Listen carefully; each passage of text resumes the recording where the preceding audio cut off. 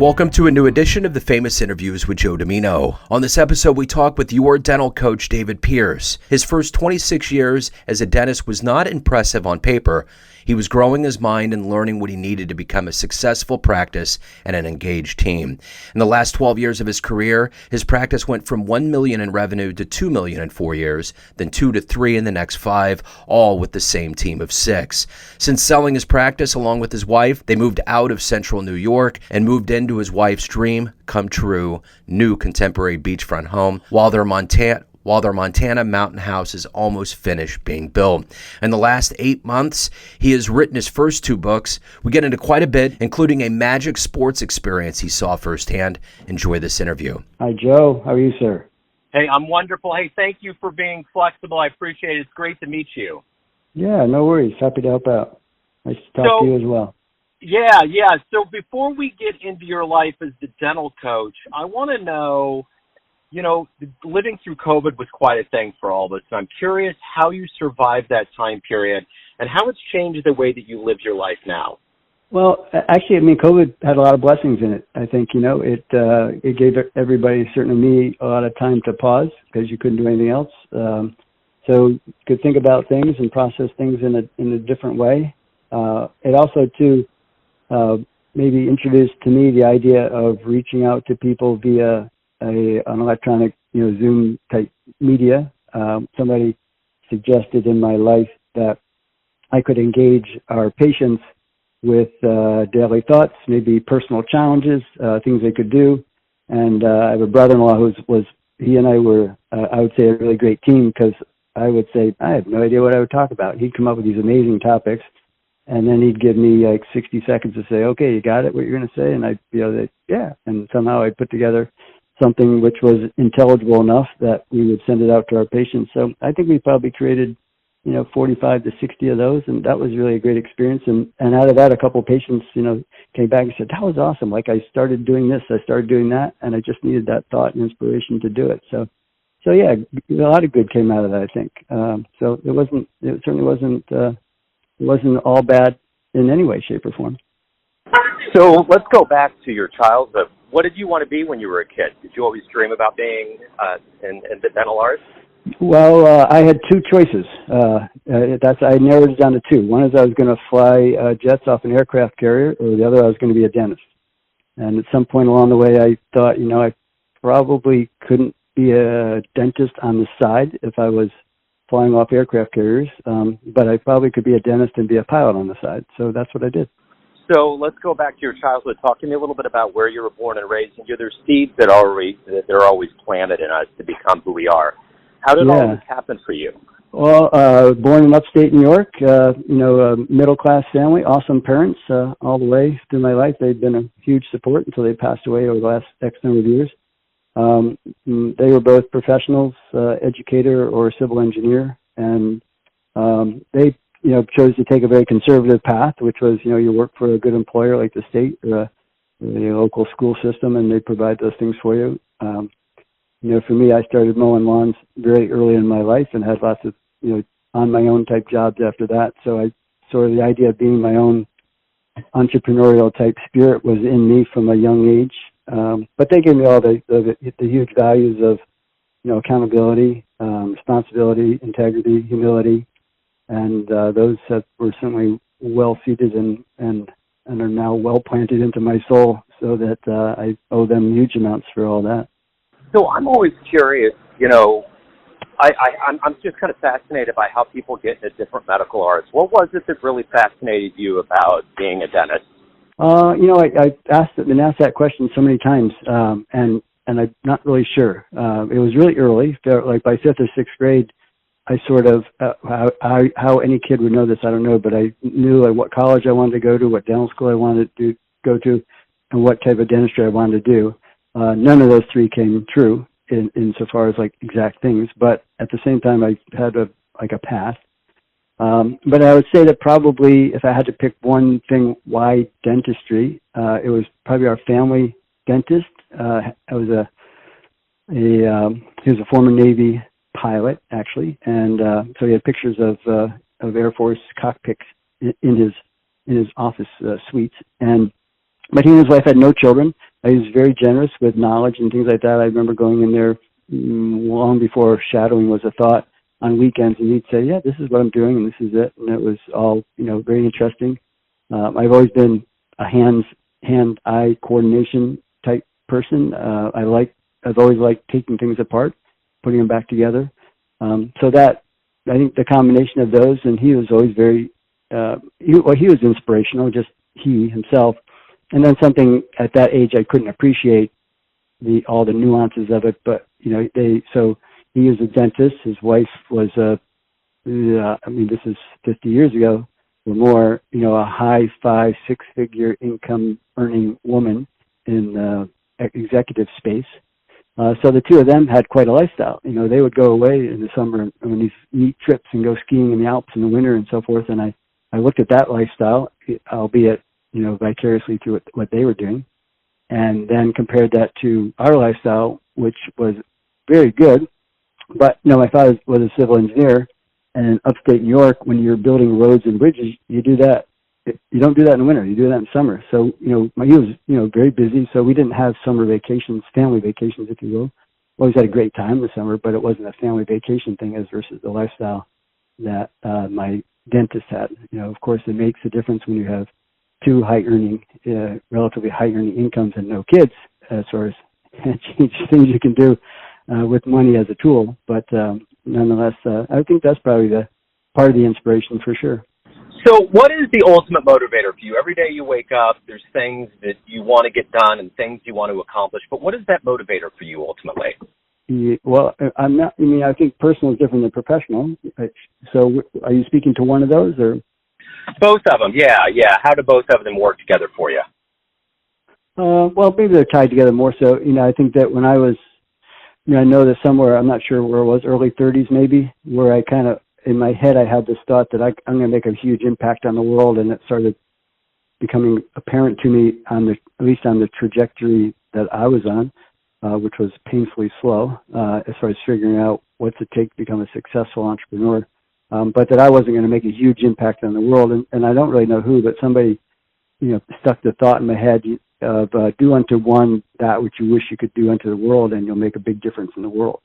And so that resonated with me. And so the more I chewed on that, the more that kind of became my guiding light. And so, professionally, the mantra for our office was changing people's lives one smile at a time. And so we did that by, I've always been I've always been a lifelong learner type. I'm really curious about things, and I like to learn just for the sake of learning, the material plus the process. And so I never really had any intention of what my skill set might look like or where my business office dentally would go to. But ultimately, at the last decade plus, we were basically helping people that had huge dental disabilities where they couldn't smile, couldn't chew, couldn't eat, didn't want to go out in public, wouldn't want to date, couldn't reinvent themselves, and work them through that so that they could do all those things. And there was many tears and many hugs and so forth along that path.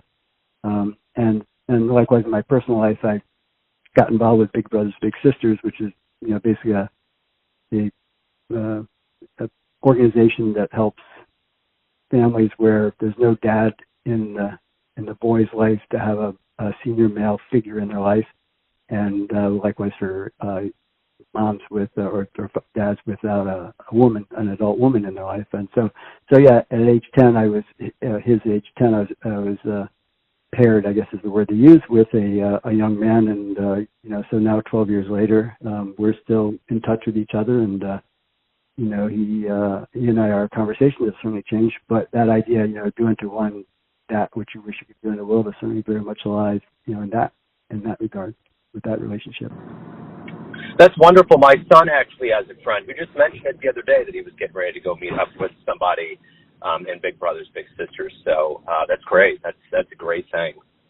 Yeah, it really is. Yep. So let me ask you this. Of all of the things that you've done in your life, all of the accomplishments and things you've overcome and who you are now, if you were to have a dream tonight, run into the 20-year-old version of yourself, and you could give that younger version of you a piece of advice, what would it be? I don't know. I think that one would be, authentic to who you are. I think there's so much. I'm not really a social media guy.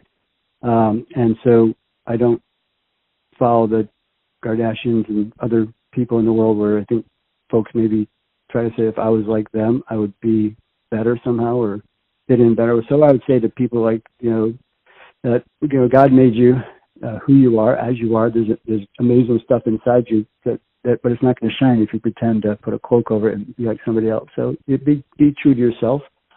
Figure out who yourself is.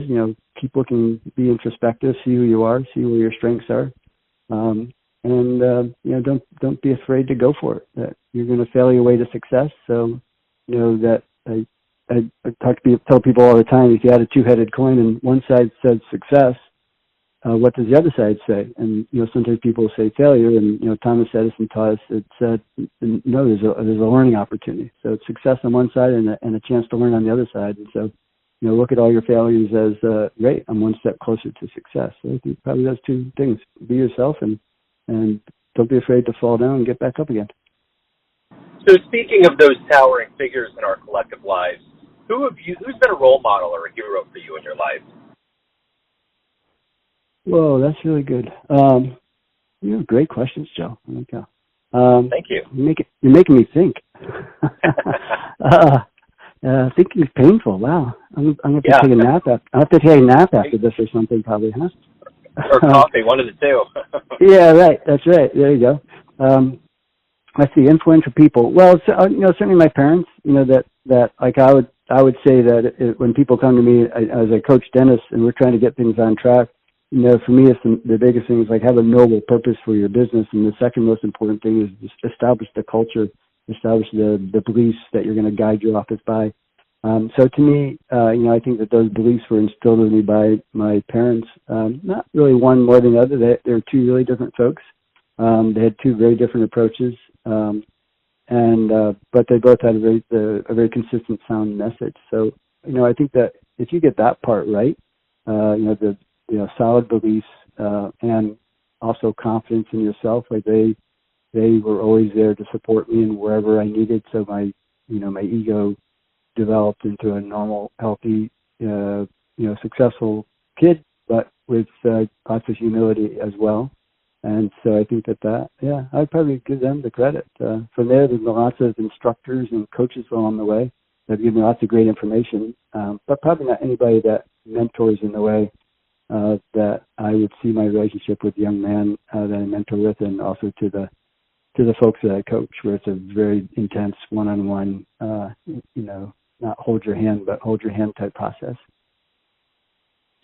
So let me ask you this. If you can meet anybody alive on the planet right now and spend a little time with them, who would that be? Wow. Let's see. And it's only one person, right? Well, you can throw a couple in.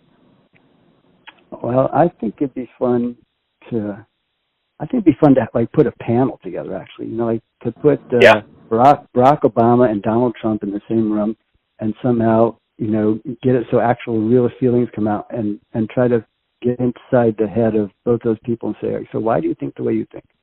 Let's have a conversation about understanding between the two of you so that I fully understand exactly how you're thinking and why, Mr. Trump and you as well, Mr. Obama. I think that, world leaders like that, and then of course there'd be others that'd be fun to put in the room, or maybe it looks like the sweet 16, the NBA, where you start off with 16 of them, two at a time, say, okay, we got these two figured out, now we'll randomly take one from each of those and work our way down to the finals with no winners or losers, but just to get a really good understanding of how these people that are so different from me, how they think, because their thinking is absolutely right. I just don't know what it is. I probably don't have the capacity to understand it without hearing them voice it and so forth. So I think that'd be fun. Can you put that together for me, Joe? I'm getting a Sharpie right now, getting some paper. We're going to do it. Awesome. I love it.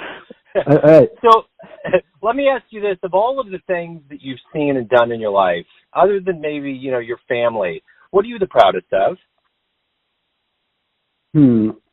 I would say, I think I could answer that pretty quickly. That as I figured out how a business organization runs, that it became clear to me in the first 2/3 maybe of my not quite, but in my early part, I thought that, well, to have employees, that you really want to kind of hold them in that employee hole, because if they get too good, they're going to leave, and that, in a small business, that creates chaos when somebody leaves.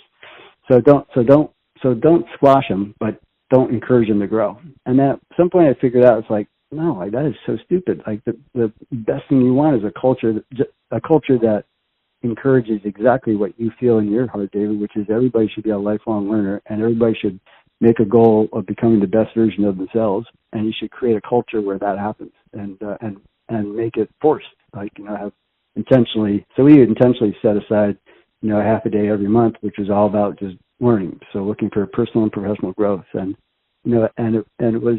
people are held accountable to that in certain metrics, because it isn't always fun to to step out of your comfort zone and to go into a change mode where it's change you maybe want, or you don't even know why you want, but I know it would be good for you. But the result of that certainly was, having teammates that stayed in the office for, 12, 14, 15 years, and then life, does its thing, and they went on to other things, whether it was, to God in some places because of cancer, or to retirement, or whatever it might be, other jobs in other states or other countries even.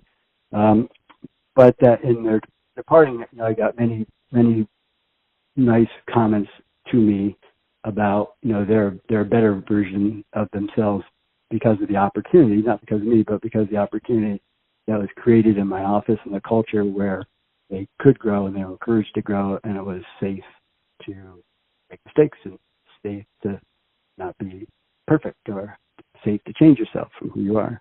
So yeah, I think no question that was like very, very, not necessarily part of that was my intention, but I'm looking back on it for sure. That was those are all very great steps, and that made a huge influence on other people's lives, and of course made the business better and so forth. But that was really just a secondary part of helping them.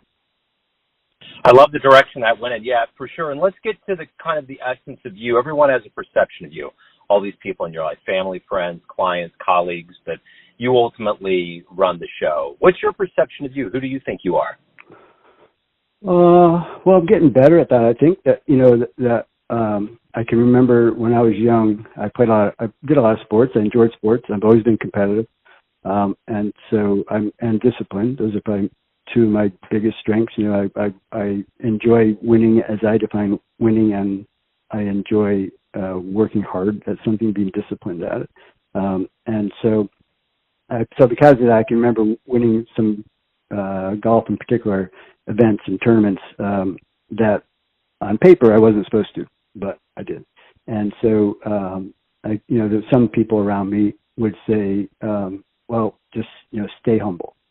And so, because it'd be easy to get a big head, I guess. And so I think that that sometimes it's hard for me to talk about achievements that I have. I just blow them off and say, yeah, whatever. But some folks have kind of helped me to look at that and say, well, it's okay to have humility. There's nothing wrong with that. But at the same point in time, inside you have to look at it and just say, you've done some amazing things in your life just by virtue of who you are, the people you surround yourself with, the decisions that you've made, the things you've decided not to do in favor of doing other things. And so I think that, I'm learning how to be confident is really cool now, I think. And it's not unusual for me to get into something that as an adventure. I love adventure. But even now, like the coaching thing is that, to me, is a natural transition from what basically taking I'll say the success secrets that I learned in my own office through just trial and error, because there really wasn't a mentor there to say, do this. But take those success secrets and then, share them with other folks. So I'm in the process of, reinventing myself as a different type of professional in a different space, rather than being a clinical surgeon that's, helping people that way. I'm doing it strictly through, helping somebody that basically think differently, make different decisions, and therefore have a different outcome.